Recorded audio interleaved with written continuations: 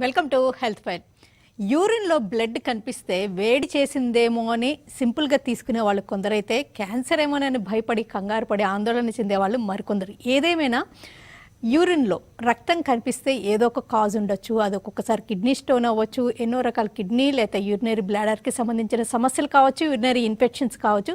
ఎలాంటి రీజన్ ఉందని, ఎలాంటి టెస్టుల ద్వారా ఫైండ్ అవుట్ చేయాలి, ఎప్పుడు ట్రీట్మెంట్ తప్పనిసరి, ఈ వివరాలన్నీ అడిగి తెలుసుకుందాం. శ్రీకర హాస్పిటల్స్ యూరాలజిస్ట్ డాక్టర్ సంయుక్త గారిని అడిగి. హలో అండి, వెల్కమ్ టు ది షో. నమస్తే అండి. యూరిన్లో బ్లడ్ కనిపించింది అంటే దాన్ని ఏమంటారు, అసలు ఎలాంటి కండిషన్స్లో కనిపిస్తుంది అంటారు? సో యూరిన్లో బ్లడ్ ఉంటే దాన్ని మా మెడికల్ టర్మ్స్లో హెమటూరియా అని అంటారండి. సో ఈ హెమటూరియా అన్నది రెండు రకాల్లో ఉండొచ్చు. ఒకటి పెయిన్ఫుల్ హెమటూరియా, అంటే పేషెంట్ ఏమంటారంటే, మేడం నాకు యూరిన్లో రక్తం పడుతుంది, దాంతో పాటు యూరిన్లో మంట ఉంది, వెనుక భాగంలో నొప్పి వస్తుంది అని చెప్తాడు. సో అది పెయిన్ఫుల్ హెమటూరియా. ఇంకోటి ఏంటంటే పెయిన్లెస్ హెమటూరియా అని ఉంటుంది అనమాట. పెయిన్లెస్ హెమటూరియా అంటే పేషెంట్ ఒకటే కంప్లైంట్ అంటే, మేడం నాకు యూరిన్లో రక్తం మాత్రమే వస్తుంది, నాకు ఇంకా వేరే ఏ సిమ్టమ్స్ లేవు అని ఉంటుంది. సో ఇలా పెయిన్ఫుల్, పెయిన్లెస్ హెమటూరియాస్ అని ఉంటాయి అన్నమాట. అది కాకుండా ఇంకో 2 టైప్స్ ఏంటంటే మ్యాక్రోస్కోపిక్ హెమటూరియా. మ్యాక్రోస్కోపిక్ హెమటూరియా అంటే ఏంటంటే పేషెంట్కి యూరిన్లో రక్తం కనిపిస్తుంది, బ్లడ్ తను క్లియర్గా చూస్తాడు అనమాట. మైక్రోస్కోపిక్ హెమటూరియా అంటే ఏంటంటే తనకి యూరిన్లో రక్తం కనిపించదు, కానీ మనము ల్యాబ్ టెస్ట్ అంటే కంప్లీట్ యూరిన్ ఎగ్జామినేషన్ ద్వారా మైక్రోస్కోపీలో చూసినప్పుడు అప్పుడు మనం రక్త కణాలని యూరిన్లో డిటెక్ట్ చేస్తాం అన్నమాట. ఓకే, కనిపించకుండా లైట్గా కణాలు మాత్రమే ఉంటాయి. అది మనకి టెస్ట్లో మాత్రమే తెలుస్తుంది అన్నమాట. కొంతమంది యూరిన్ రెడ్డిష్గా వచ్చిందనే భయానికి గురవుతూ ఉంటారు. దానికి ఎలాంటి రీజన్స్ ఉంటూ ఉంటాయి? సో చాలాసార్లు మన దగ్గర పేషెంట్ వచ్చి, మేడం నాకు యూరిన్ లో రక్తం వస్తుంది అంటే, ప్రతిసారి అది రక్తమే అయి ఉండాలని కాదండి. కొందరు వాటర్ సరిగ్గా తీసుకోకపోవడం వల్ల డీహైడ్రేట్ అయ్యి యూరిన్ కాన్సన్ట్రేట్ అయ్యి వస్తుంది. అప్పుడు కొంచెం యూరిన్ లైట్ బ్రౌనిష్ రెడ్ కలర్లో ఉంటుంది. సో పేషెంట్ దాన్ని చూసి కూడా కొన్నిసార్లు భయపడతారు అనమాట. ఆర్ కొన్నిసార్లు కొన్ని డ్రగ్స్ తీసుకోవడం వల్ల కానీ, లేకపోతే బీట్రూట్ కానీ సర్టన్ వెజిటబుల్స్ తీసుకోవడం వల్ల సమ్టైమ్స్ డిస్కలరేషన్ ఆఫ్ యూరిన్ వస్తుంది. సో దానివల్ల కూడా కొన్నిసార్లు పేషెంట్ భయాందోళనకి వచ్చి మన దగ్గరకు వస్తారు, మేడం మాకు యూరిన్లో బ్లడ్ వస్తుందని. కానీ దాన్ని ప్రాపర్గా మనం టెస్ట్ చేసి కన్ఫర్మ్ చేసిన తర్వాతే దాన్ని బట్టి మనం ట్రీట్మెంట్ ముందుకు తీసుకెళ్లాల్సి వస్తుంది. ఇప్పుడు యూరిన్లో బ్లడ్ కనిపించడానికి అంటే మీరు వేరియస్ కండిషన్స్ చెప్పారు. కనిపించడం, కనిపించకుండా కూడా బ్లీడ్ అవ్వడం, ఒక్కోసారి యూరిన్లో ఎక్కువగా కనిపించడం అన్న, ఇట్లా పెయిన్లెస్ ఉండడం, పెయిన్ఫుల్గా ఉండడం, ఏ కండిషన్లో ఎలాంటి రీజన్స్ ఉంటాయి? సో యూజువలీ అండి స్టోన్స్ ఐదర్ కిడ్నీలో కానీ, కిడ్నీ నుంచి బ్లాడర్కి వెళ్ళే యూరేటర్లో కానీ, బ్లాడర్లో కానీ స్టోన్స్ ఉన్నా, లేకపోతే ఇన్ఫెక్షన్ కిడ్నీలో కానీ, యూరేటర్లో కానీ, బ్లాడర్లో కానీ ఎక్కడైనా ఇన్ఫెక్షన్ ఉంటే యూజువల్లీ పెయిన్ఫుల్ హెమటూరియాతో ప్రెజెంట్ చేస్తారు. అంటే ఏంటంటే వాళ్ళకి యూరిన్లో బ్లడ్ ఉండటంతో పాటు యూరిన్లో మంట, ఫీవర్, నడుము నొప్పి వాటితో ప్రెజెంట్ చేస్తారన్నమాట. పెయిన్లెస్ హెమటూరియా ఇది కొంచెం సీరియస్గా తీసుకోవాల్సిన ఇష్యూ అండి. సో యూజువల్లీ దీంట్లో ఏంటంటే పేషెంట్కి ఎటువంటి సిమ్టమ్స్ ఉండదు, కానీ యూరిన్లో బ్లడ్ పోతుంటుంది. అది కంటిన్యూస్ రెడ్ కలర్లో అయినా వెళ్ళొచ్చు, లేకపోతే కొన్నిసార్లు క్లాత్స్ ముద్దల్లా వెళ్తారన్నమాట. ఆ కండిషన్ సీరియస్గా ఉంటుందన్నమాట. అలా ఉన్నప్పుడు ఎప్పుడైనా కంపల్సరీ చూపించాలి, ఎందుకంటే దానికి మోస్ట్ కామన్ కాజ్ క్యాన్సర్ అయి ఉండొచ్చు. ఐదర్ కిడ్నీలో ఉండొచ్చు, లేకపోతే బ్లాడర్లో అయినా అయి ఉండొచ్చు అన్నమాట. ఓకే, వాళ్ళకి పెయిన్ ఏమి ఉండదు, కానీ ఇలాగ అవుతూ ఉండడం అనేది సీరియస్ ఇండికేషన్. అవునండి. ఎవరికైనా అప్పుడప్పుడు అలా యూరిన్లో బ్లడ్ కనిపిస్తే ఎలాంటి టెస్టులు చేయించుకోవాలంటారు? సో ఈవెన్ ఎప్పుడు single episode of blood in urine ఉన్నా కూడా దాన్ని ఈజీ తీసుకోకూడదండి. Even single episode of blood in urine వచ్చినా కంపల్సరీ వచ్చి యూరాలజిస్ట్కి చూపించాల్సిందే.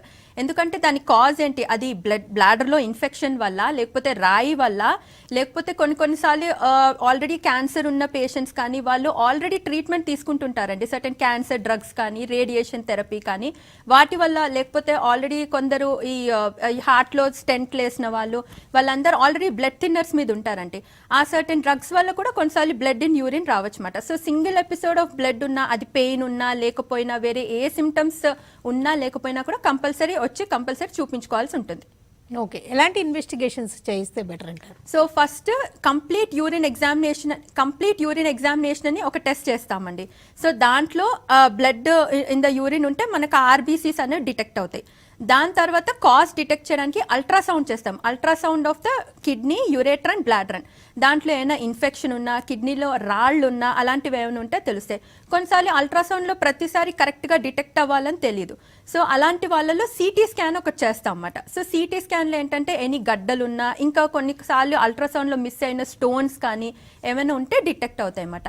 ఇంకా వీటిలో కూడా డిటెక్ట్ కాకపోతే అప్పుడు సిస్టోస్కోపీ అని చేస్తాం. సిస్టోస్కోపీ అంటే ఏంటంటే మన మూత్ర ద్వారం నుంచే కెమెరా పంపించి ఆ కెమెరా ద్వారా మన యూరినరీ బ్లాడర్, మన యురేటర్ ఓపెనింగ్స్ కూడా యూరినరీ బ్లాడర్లో కనిపిస్తాయి. అవన్నీ క్లియర్గా చూడడానికి తెలుస్తుంది. కాల్ చేద్దామండి శివనాగేశ్వరరావు గారిది. శివనాగేశ్వరరావు గారు, ఓకే, ఎక్కువగా ఇలాంటి సిమ్టమ్స్ మేల్లో ఎక్కువ ఉంటాయా, ఫీమేల్స్లో ఎక్కువగా ఉంటాయి అంటారు? జనరలీ యూరినరీ ట్రాక్ట్ ఇన్ఫెక్షన్స్ అన్నవి ఫీమేల్స్లో ఎక్కువ కామన్గా ఉంటాయండి. సో ఫీమేల్స్ రిలేటివ్లీ ఈ పాయింట్ని బాగా నెగ్లెక్ట్ చేస్తారు. సో వాళ్ళ ఇంట్లో సెల్ఫ్ ట్రీట్మెంట్ తీసుకోవడము అలాంటివి చేస్తారు.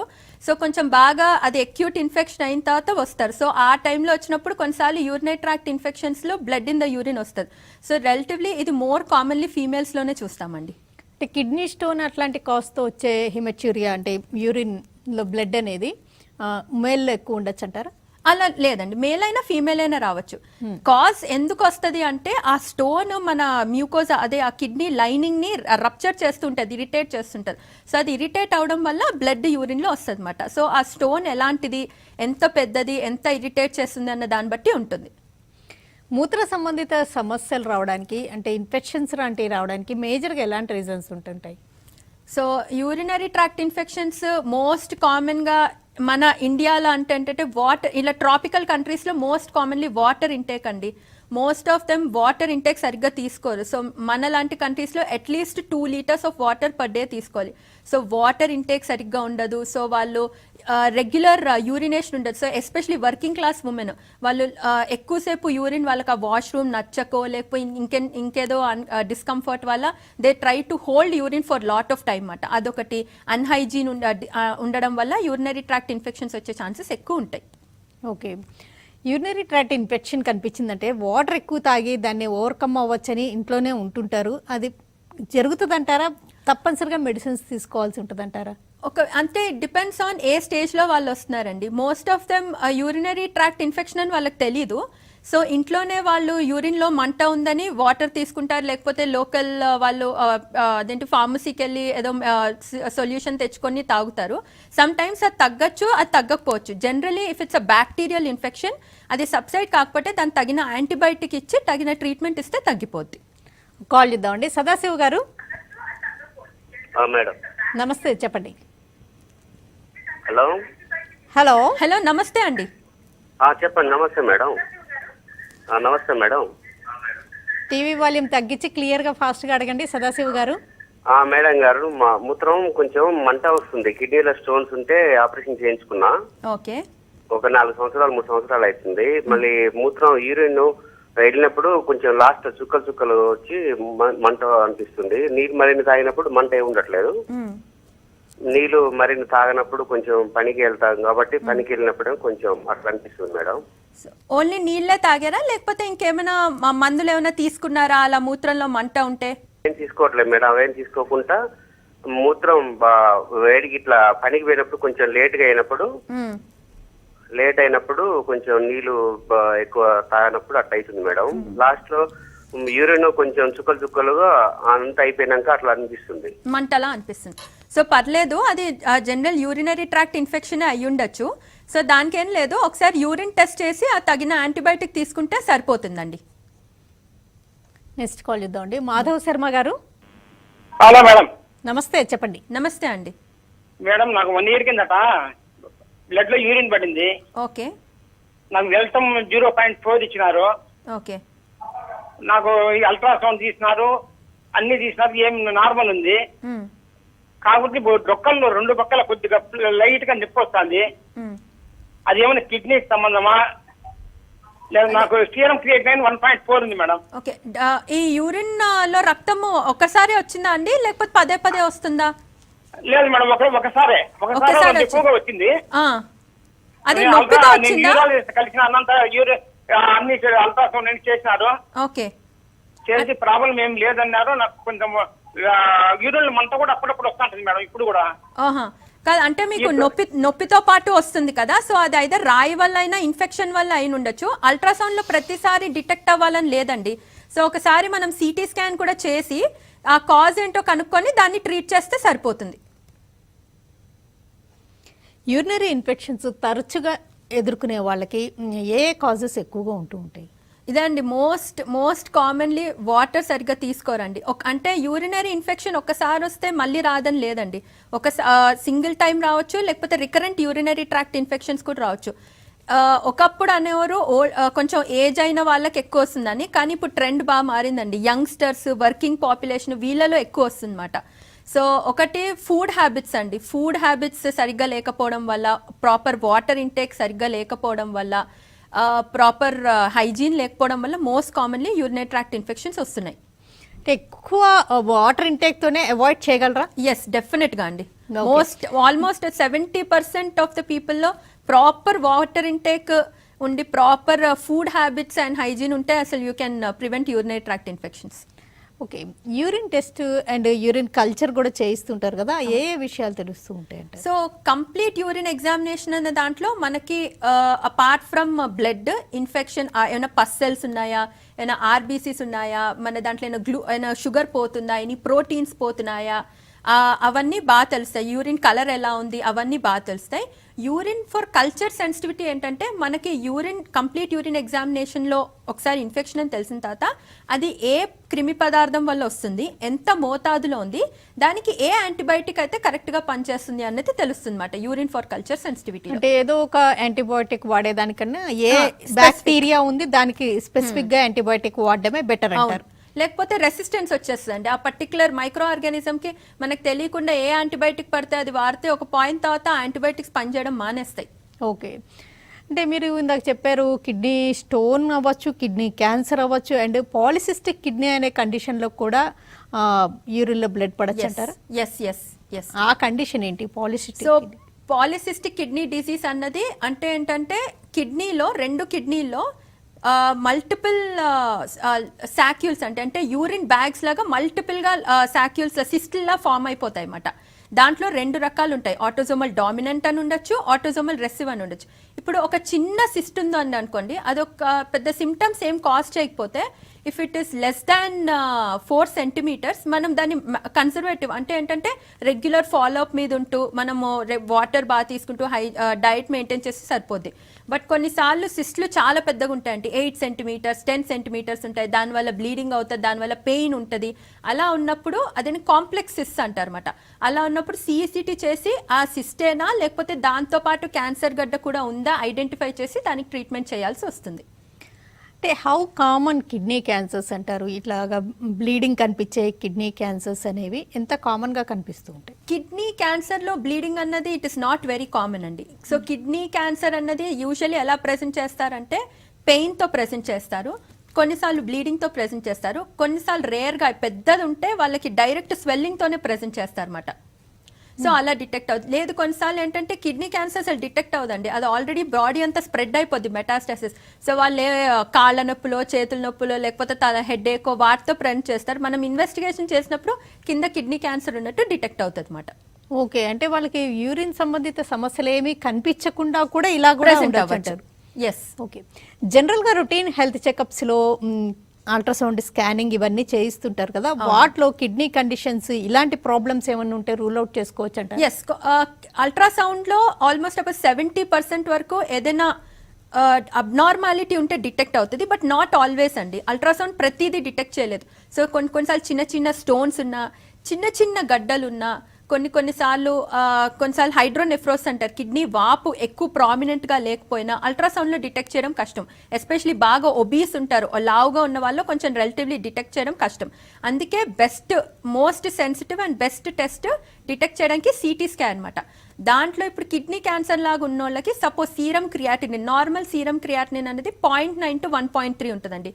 సో ఆ నార్మల్ వాల్యూ ఉన్నప్పుడు సిసిటీ అబ్డమెన్ అండ్ పెల్విస్ అని చేస్తాం, దాంట్లో ఇంకా బాగా డిటెక్ట్ అవుతుంది. కాల్ చూద్దామండి, పుణే నుంచి సత్యనారాయణ గారు. సత్యనారాయణ గారు చెప్పండి మేడం. నమస్కారం అండి. నమస్తే అండి. చెప్పండి. మేడము మా మిస్సెస్ కి హార్ట్ ప్రాబ్లం ఉందండి, కిడ్నీ ప్రాబ్లం ఉంది,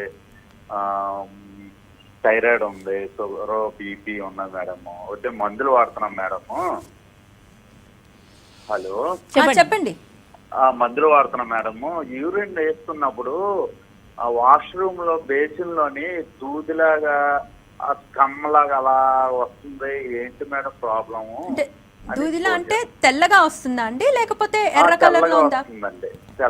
తెల్లగా ఉంది మేడం. మంటలాగా ఆవిడకి జ్వరం అవి కూడా వస్తున్నాయా? ఆవిడకి ఏమి జ్వరం కానీ మంటలా కానీ ఏమి లేదు. యూరిన్ వేసుకున్నాం చేసి తర్వాత మేము చూస్తున్నామండి, వాచ్కి వెళ్ళినప్పుడు అక్కడ ఒక దూదిలాగా ఏదో ఒక కొలెస్ట్రాల్ లాగా అలా ముద్దలాగా ఉంటుందండి. ఆ యూరిన్ నురగలా కూడా వస్తుందా అండి? నురగగా కూడా వస్తుందా? లైట్ గా నురగ కూడా వస్తుందండి. సో అది చూడాలండి. యూరిన్ లో బాగా నురగగా వస్తుంది, అలా వస్తుంది అంటే ప్రోటీన్స్ పోతున్నట్టు యూరిన్ లో. అలా ఉన్నప్పుడు మనం టెస్ట్ చేసి ఆ కాజ్ ఐడెంటిఫై చేసి దాన్ని ట్రీట్ చేయాల్సి ఉంటుందండి. యూజువల్గా యూరిన్ని చూసి యూరిన్ కలర్ని బట్టి దీన్ని బట్టి కూడా జనరల్ హెల్త్ ఎలా ఉంది అనేది డిసైడ్ చేయగలరు అంటుంటారు కదండి. అంటే normal urine colour light yellow ఉంటుందండి. సో బాగా అసలు చాలా మంది మనం చెప్తాం కానీ 2 లీటర్స్ తాగమని ఆల్మోస్ట్ హాఫ్ గ్లాస్ వాటర్ కూడా తాగరండి. సో అసలు వాటర్ తప్ప మిగతా ఫ్లూయిడ్స్ అన్నీ వెళ్తూ ఉంటాయి అన్నమాట. సో వాటర్ తక్కువ తాగుతున్న వాళ్ళు, ఎక్కువ బయట అవుట్ సైడ్ వర్క్ చేస్తున్న వాళ్ళకి కొంచెం యూరిన్ అంటే డీహైడ్రేషన్ వల్ల లైట్ బ్రౌన్ కానీ కాన్సన్ట్రేట్ అంటే కొంచెం డార్క్ ఎల్లో కలర్లో రావచ్చు. జాండిస్ అలా ఉన్న వాళ్ళకి కొన్నిసార్లు ఇంకా ఎల్లోయిష్ కలర్లో రావచ్చు. హిమచూరియా ఉన్న వాళ్ళకి బ్లడ్ ఇన్ యూరిన్ రావచ్చు. సో ఎస్, కొన్నిసార్లు యూరిన్ కలర్ చూసి కూడా మనం ఐడెంటిఫై చేయొచ్చు. అంటే ఇలాగ నురుగుతో కూడిన యూరిన్ మూత్రం అనేది అది ఎలాంటి హెల్త్ కండిషన్? ప్రోటీనూరియా అంటారండి. సో యూరిన్ లో ప్రోటీన్ అనేది వెళ్ళకూడదండి. Proteins are very important to the body. So మన కిడ్నీస్ అన్నవి ప్రోటీన్స్ ని ప్రిజర్వ్ చేయాలన్నమాట.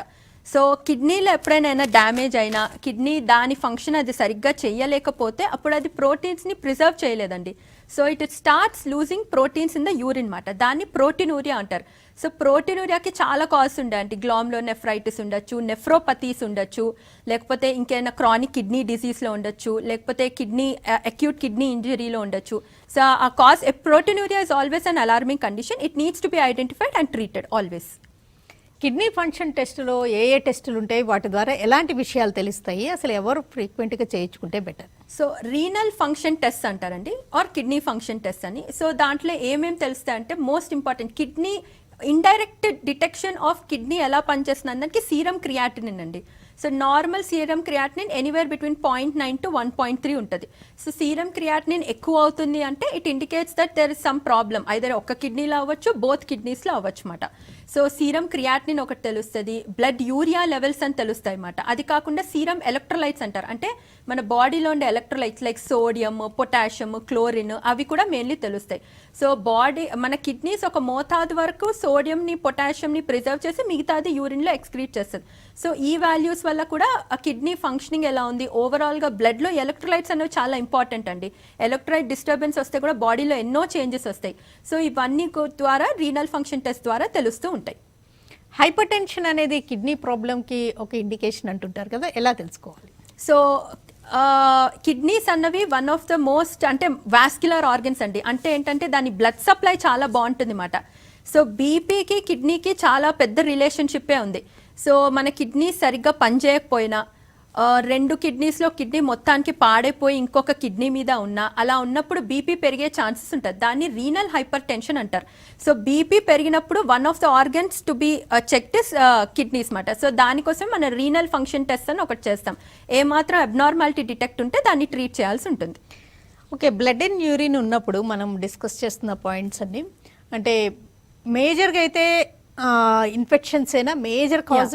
ప్రతిసారి బ్లడ్ ఇన్ యూరిన్ రాగానే భయపడాల్సిన అవసరమే లేదండి. అసలు చాలా మంది భయపడిపోతారు. సో మోస్ట్ కామన్గా బ్లడ్ ఇన్ యూరిన్ వచ్చిందంటే స్టోన్, ఇన్ఫెక్షన్స్ ఇవే కాజెస్ అండి. చాలా రేర్గా 10 మందిలో ఒక 2-3కి, అది కూడా ఆఫ్టర్ ఏజ్ ఆఫ్ 40 years ఈ పెయిన్లెస్ హెమటూరియాతో ప్రెజెంట్ చేసే వాళ్ళకి మనం ఇన్వెస్టిగేట్ చేయాలి, ఎందుకంటే అది క్యాన్సర్ పూరిత లక్షణాల్లో ఉండొచ్చు. ఓకే, స్టోన్ తీసేసాక ఇంకా ఈ యూరిన్ తగ్గిపోవడం ఇలా ఉంటుందా, తర్వాత కొంతకాలం దాకా కూడా కనిపించే అవకాశం ఉంటుందా? సో కిడ్నీలో స్టోన్ అండి, అది ఎంత సైజ్ ఉంది, ఏ లొకేషన్లో ఉంది, ఎన్నాళ్ళ నుంచి ఉంది. ఇప్పుడు కొందరికి కిడ్నీ స్టోన్ అన్నది పెద్ద స్టోనే ఉండొచ్చు, దానివల్ల కిడ్నీ వాపు చాలా రోజుల నుంచి ఉండొచ్చు. సో అలాంటి వాళ్ళకి చాలా రోజుల నుంచి కిడ్నీ వాపు ఉండి వాళ్ళు డిటెక్ట్ చేయక ఆల్మోస్ట్ ఒక 6-7 మంత్స్ తర్వాత మనకు ప్రెజెంట్ చేసినప్పుడు ఆ కిడ్నీ రాయి తీసేసిన తర్వాత కూడా పనిచేస్తుందా లేదా అన్నది చెప్పలేమండి. దానికి మనం ముందే టెస్ట్ చేసుకోవాలంటుంటే DTPA స్కాన్ అని చేస్తాము. అది చేసి కిడ్నీ ఫంక్షనింగ్ డిటెక్ట్ చేసి ఏమాత్రం మన కిడ్నీని సేవ్ చేయొచ్చు అనుకుంటే రాయి తీసి సేవ్ చేయడానికి ట్రై చేస్తాం. మీరు ఇంకో కండిషన్ చెప్పారు, మైక్రోస్కోపిక్ అండ్ మైక్రోస్కోపిక్ అండి. యూరిన్లో బ్లడ్ ఎక్కువ కనిపించడం, లేదా అసలు కనిపించకుండా కణాలు పోతూ ఉండడం, రక్త కణాలు. మరి అలాంటి కండిషన్లో పెయిన్ ఉంటుందా? అలాగా వాళ్ళు బ్లడ్ పోవడాన్ని గమనించలేకపోవడం ఏమైనా ఉండే అవకాశం సమ్ టైమ్స్ వాళ్ళు గమనించారండి. అంటే generally this happens some times in urinary tract infection. వాళ్ళకి యూరిన్ లో బ్లడ్ ఏం కనిపించదు. వాళ్ళు మనకు వచ్చి చెప్పే సిమ్టమ్స్ ఏంటంటే నాకు పొత్తి కడుపులో నొప్పి ఉంది, నాకు యూరిన్ వెళ్ళేటప్పుడు మంటగా ఉంది, నాకు యూరిన్ అందుకే వెళ్ళలేకపోతున్నాను, చాలా సార్లు వెళ్లాల్సి వస్తుంది, ఆగాగు వస్తుంది, నాకు జ్వరం వస్తుంది అని ఉంటారు. అప్పుడు మనం టెస్ట్ చేస్తే వాళ్ళు చెప్పే సిమ్టమ్స్ లో మనకి ఎక్కడ బ్లడ్ కనిపించదు, కానీ టెస్ట్ చేస్తే యూరిన్ లో బ్లడ్ సెల్స్ కనిపిస్తాయి అన్నమాట. Okay, very common. అలా యాంటీబయాటిక్స్ వాడితే కంట్రోల్ సరిపోద్దండి. ఓకే, ఇంకా యూరినరీ ప్రాబ్లమ్స్ ఇంకా ఏవి ఎక్కువగా కనిపిస్తూ ఉంటుంటాయి? సో ఇవి కాకుండా అంటే మగవాళ్ళలో after the age of 50 years infections, stones కాకుండా ప్రాస్టేట్ ప్రాబ్లం చాలా కామన్ అండి. సో ప్రాస్టేట్ ఎన్లార్జ్మెంట్ అనేది చాలా మంది చాలా పెద్ద థింగ్ కింద చూస్తారు, but it's a very common thing. ప్రతి మగవాళ్ళలో ఆఫ్టర్ సర్టన్ ఏజ్ ప్రాస్టేట్ అనేది ఎన్లార్జ్ అవుతుంది. సో అది కొందరికి ఫాస్ట్గా ఎన్లార్జ్ అవుతుంది, కొందరికి మెల్లిగా ఎన్లార్జ్ అవుతుంది అన్నమాట. సో మనకు ప్రాస్టేట్ వాచినప్పుడు రకరకాల సిమ్టమ్స్ ఎలా అంటే కొందరికి మూత్రం దారం సన్నగా ఉండడం, మూత్రం ఆగాగి రావడం, మూత్రం ఎక్కువసార్లు వెళ్ళడం, ఎస్పెషలీ రాత్రిపూట, ఈ సిమ్టమ్స్తో ప్రజెంట్ చేస్తారు ప్రాస్టేట్ సిమ్టమ్స్ అన్నమాట. అది కాకుండా మగవాళ్ళలో ఇది కాకుండా ఇంకొక ఏజ్ తర్వాత నాట్ వెరీ కామన్, బట్ హిమచూరియాతో కానీ బ్లాడర్లో క్యాన్సర్తో కూడా ప్రజెంట్ చేయొచ్చు. అది మేల్స్లో. ఫీమేల్స్లో అయితే ఇన్కాంటినెన్స్తో ప్రజెంట్ చేస్తారండి. అంటే ఏంటంటే ఒక ఏజ్ తర్వాత వాళ్ళకి యూరిన్ మీద కంట్రోల్ ఉండదు.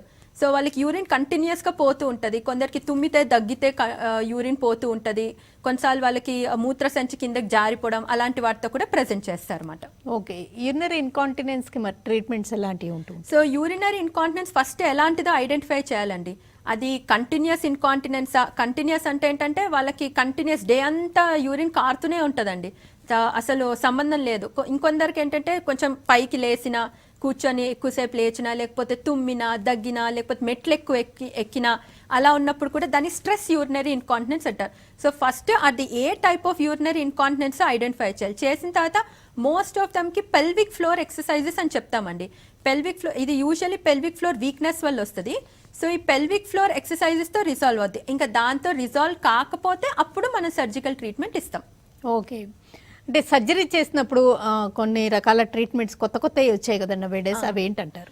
సో మనం మోస్ట్ కామన్లీ ఇన్కాంటినెన్స్కి చేసే ట్రీట్మెంట్ మిడ్ యూరెత్ర స్లింగ్స్ వేస్తామంటే. స్లింగ్ అంటే ఏంటంటే ఇది ఒక డే కేర్ ప్రొసీజర్ లాంటిదే. సో టేప్ లాంటిది వేస్తామన్నమాట. సో ఆ టేప్ ఏంటంటే ఆ పెల్విక్ ఫ్లోర్కి మళ్ళీ స్ట్రెంగ్త్ ఇచ్చి ఈ లీకేజ్ రాకుండా చూసుకుంటుంది. అది కాకుండా యూరెథ్రల్ బల్కింగ్ ఏజెంట్స్ అని అంటే కొన్ని ఇంజెక్షన్స్ ద్వారా సపోర్ట్ సిస్టమ్ ఇవ్వడం. ఈ మధ్యన బాగా కార్బన్ డైఆక్సైడ్ లేజర్ ట్రీట్మెంట్ కూడా ఇస్తారండి, అది డే కేర్ ప్రొసీజరే. సో చిన్న స్కోప్ ద్వారా లేజర్ పంపించి ఆ లేజర్ ద్వారా ఈ పెల్విక్ ఫ్లోర్ స్ట్రెంథనింగ్ ప్రొసీజర్స్ చేస్తున్నారు. సో మైల్డ్ అంటే ఎక్కువ ఇన్కాంటినెన్స్ లేని వాళ్ళకి ఇది బాగా పనిచేస్తుంది. ఓకే, మేల్లో బీపీహెచ్ అని చెప్పారు కదా, బినైన్ ప్రాస్టేట్ హైపర్ప్లేసియా, ఈ కండిషన్కి ఎక్కువగా మెడికల్ మేనేజ్మెంటే ఉంటుందా? ఎస్ అండి, అంటే depends on the size of prostate, వాళ్ళకున్న సిమ్టమ్స్ బట్టండి. జనరలీ ఏంటంటే అప్ టు 60 cc పెద్ద వాళ్ళకి ఓన్లీ ఈ యూరిన్ ఎక్కువ సార్లు వెళ్ళడం ఉంది, యూరిన్ ఆగాగి వస్తుంది అంటే పెద్దగా ప్రాబ్లం. అదే ప్రాబ్లం ఉంటే మెడికల్ మేనేజ్మెంట్ ఆల్మోస్ట్ ఉంటుందండి. కొందరు ఏంటంటే మొత్తం యూరిన్ ఆగిపోయి వస్తారు, లేకపోతే కొందరు బాగా బ్లడ్ ఇన్ ద యూరిన్ ఉంటారు. కొందరు ఏంటంటే మేడం మేము 3-4 months లేకపోతే 6 months ట్రీట్మెంట్ వాడాం అయినా కూడా మాకు రెస్పాన్స్ లేదు అన్న వాళ్ళకి సర్జికల్ ట్రీట్మెంట్ ఇస్తాం. ఓకేనండి డాక్టర్ సంయుక్త గారు, థ్యాంక్స్ ఎలాట్ అండి.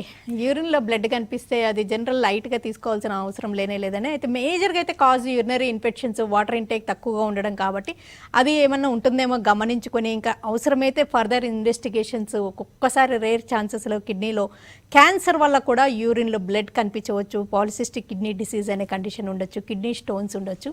కానీ మేజర్గా వాటర్ ఇంటేక్ తక్కువ వల్ల కాబట్టి యూరిన్ ఎల్లో ఇష్యూగా వస్తున్నప్పుడే ముందుగానే జాగ్రత్తలు తీసుకుంటే యూరిన్లో బ్లడ్ రాకుండా కాపాడుకోవచ్చు. కానీ అలాంటి లక్షణాలు కనిపిస్తే థరోగా చెకప్ చేయించుకొని అవసరమైన ట్రీట్మెంట్స్ తీసుకుంటే బెటర్ అని శ్రీకర హాస్పిటల్స్ యూరాలజిస్ట్ డాక్టర్ సంయుక్త తెలియజేశారు.